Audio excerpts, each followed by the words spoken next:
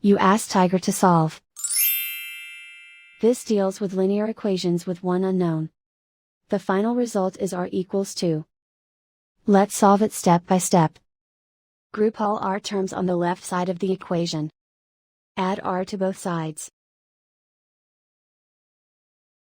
Group like terms. Simplify the arithmetic. Group like terms.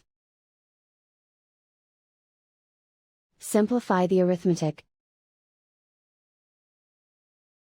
Group all constants on the right side of the equation.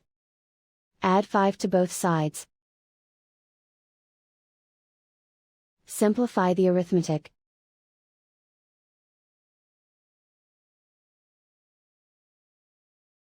Isolate the r. Divide both sides by 3. Simplify the fraction.